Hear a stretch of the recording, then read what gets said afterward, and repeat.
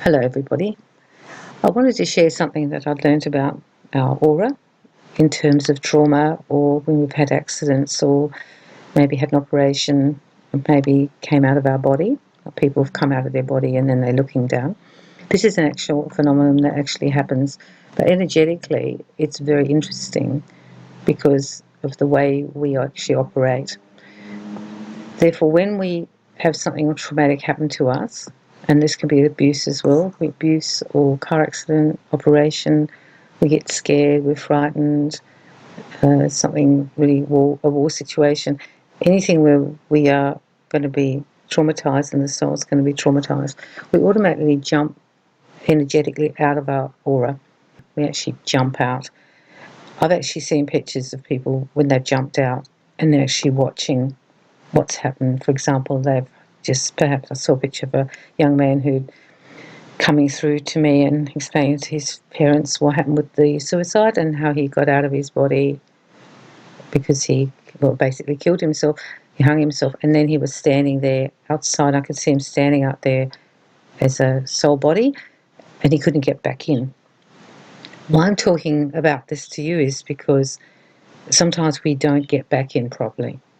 We jump out, and that's a great thing because it protects the soul, and we just leave the body basically there.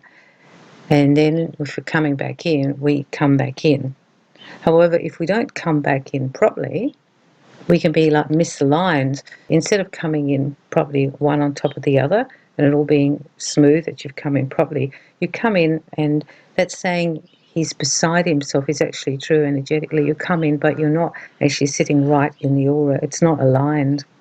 And I feel that's why people have post-traumatic stress, because when they come back in after a trauma, they're not aligned.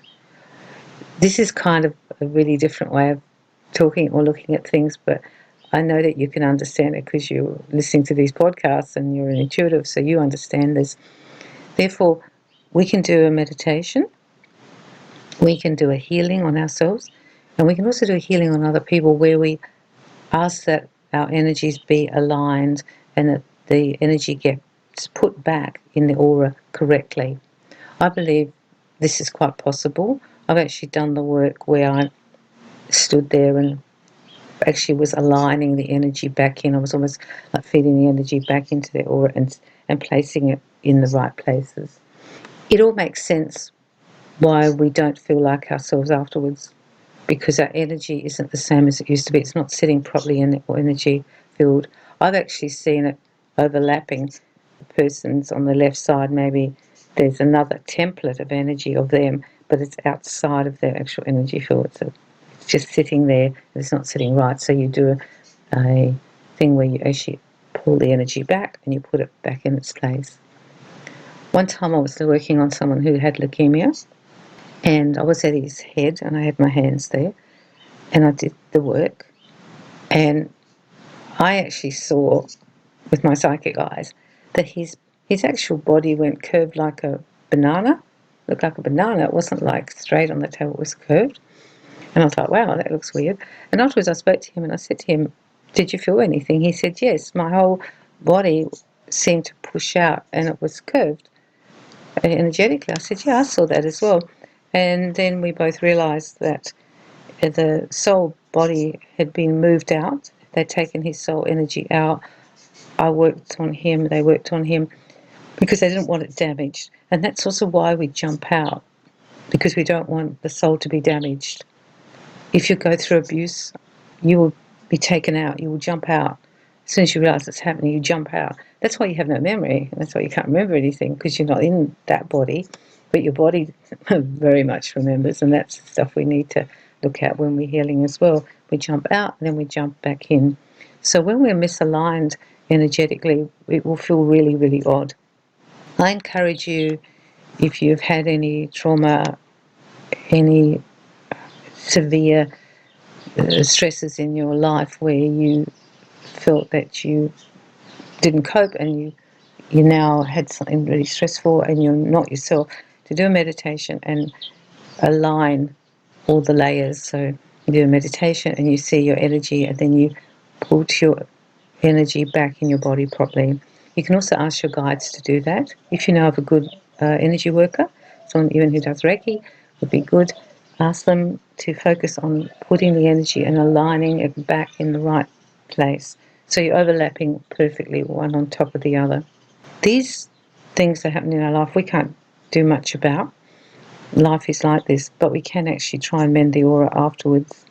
I think too that when you keep coming out of your body, particularly if you're in an abusive situation and you've learned how to jump out and jump in, you also form a hole there when you're jumping in and out, and you can ask that energetic hole where your exit point is actually healed.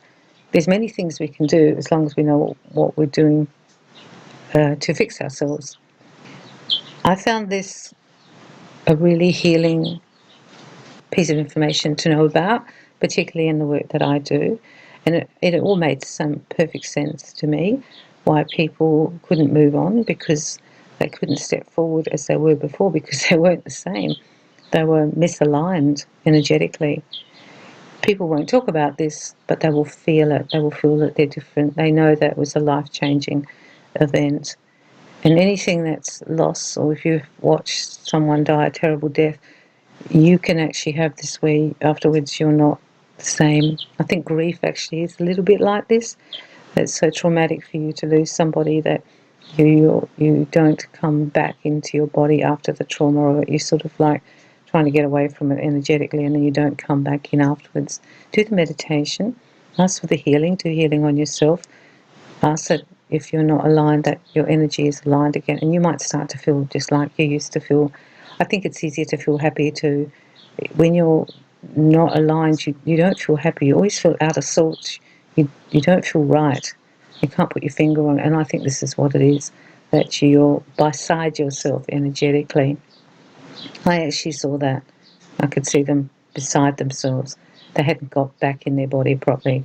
And I know somebody who was being operated on, and she came out, and when she came back in with a big thud, she said she could feel she didn't come in right, and it took her a while to get it to overlap properly and then also get better. And I think after operations, if people have actually nearly died, come out, come back, or car accidents or an accident where they died and came back in, they'll often have that misalignment. The body is very smart, the aura is clever, knows what it's doing energetically, so it will try to get you back in balance. It will always be trying to do that, but we can help it by knowing that that is maybe what's happened and then aligning it. You can also ask this for other people. You can, in your prayers, or how you like to do it with your absent healing, you can ask that their aura be healed and be aligned again, that all the energy is put back in the right spot as it was before. And I think you can send healing for that. We can do lots of things down here that we don't know we can do. And this is a really powerful healing for people, because it means that the energy is actually running properly in their body.